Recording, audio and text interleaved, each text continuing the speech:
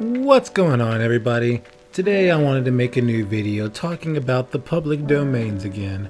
And this section I want to focus more so on one of the other members, a member who represents my favorite color out of the entire color spectrum, the purple tigress. Let's get right on into it.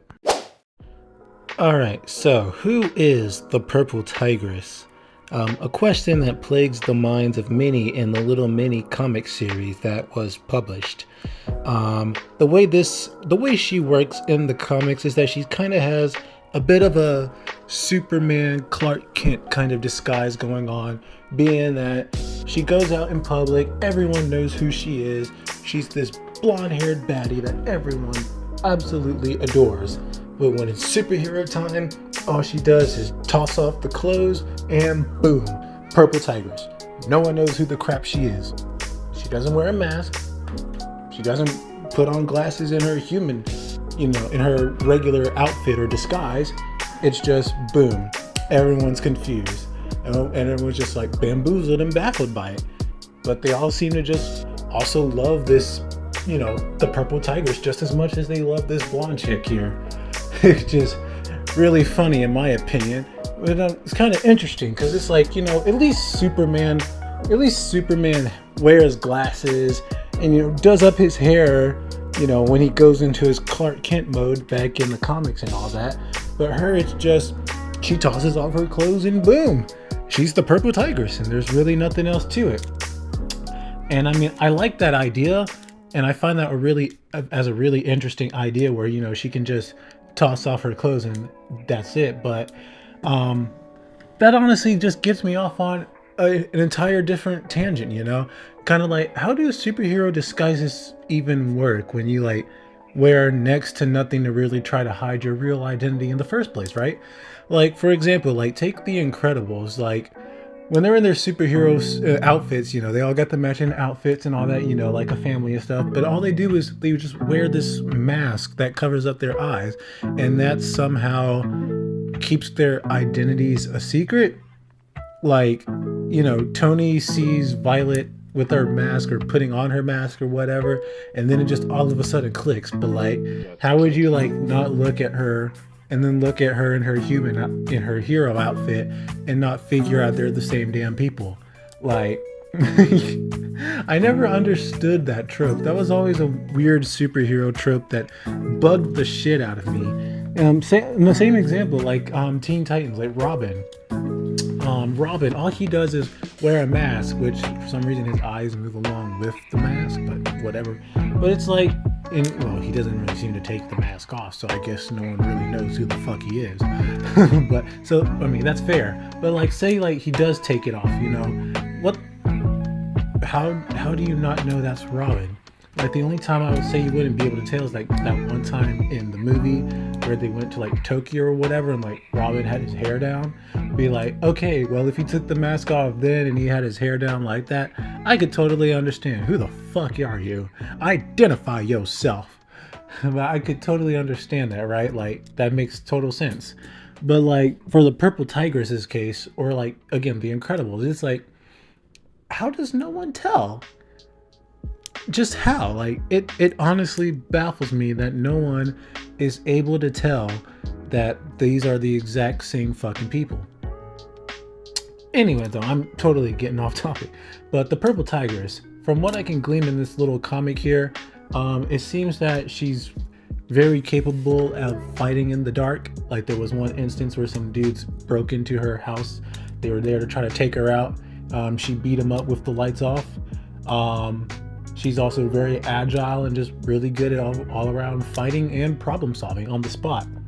Although there was this one villain called the Flasher, she kind of had a bit of a scuffle with. Although I couldn't exactly get what his motif was. I don't know. He was just a weird villain.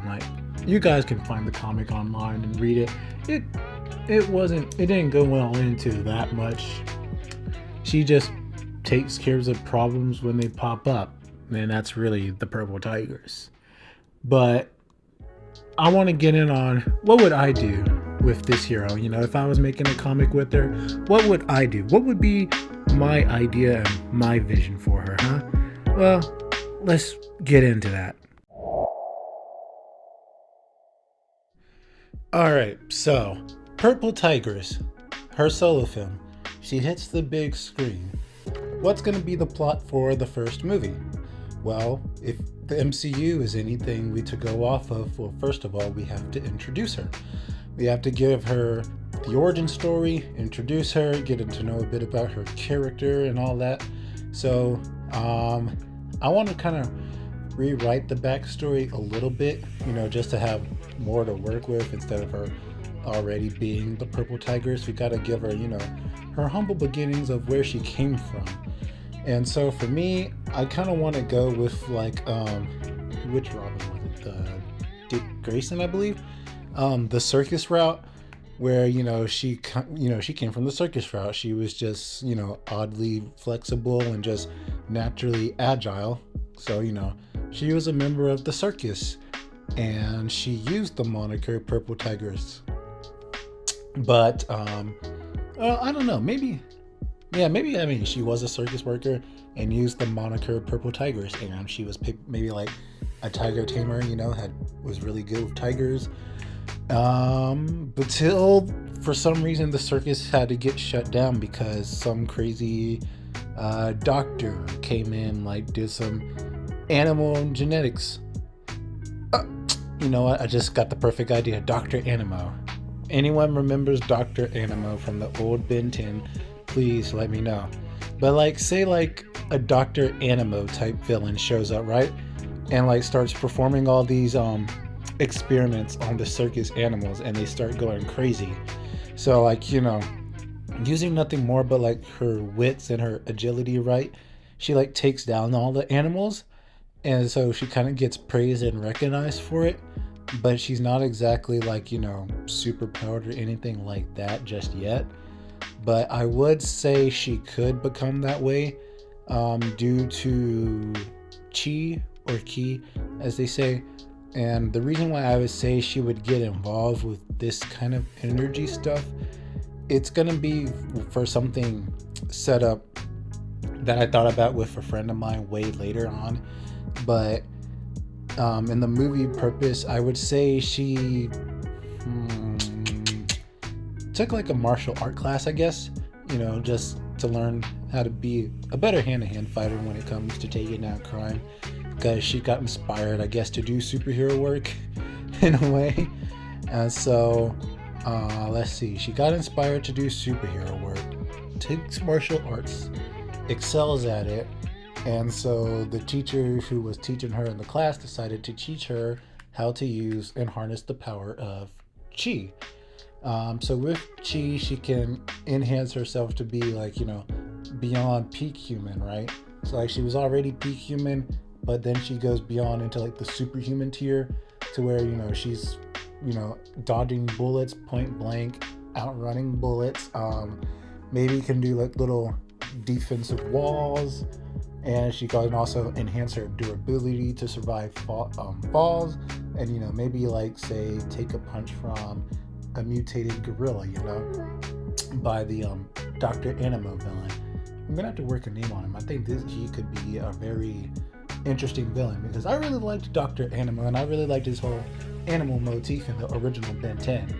I didn't quite like him later on in the later Ben 10s, but original Ben, I really liked Dr. Animo in that. And I really found what he did interesting. So who knows, I might make a video, make a little rant about a Dr. Animo kind of villain. But anyways, Purple Tigress. So that's why she gets involved with chi, and it kind of enhance her stats a bit. And we would kind of learn that chi can respond with her emotions. So when she's angry, she can get stronger, and stuff like that. She's not going to be doing no kind of planet destroying, Dragon Ball Z type shit. She won't even be able to fly, but she will be able to jump good. If so like Samurai Jack kind of thing, she can jump extreme distances and extreme heights. And so for her first solo film will be her versus this mad scientist who mutates animals, and just all these crazy animal shenanigans.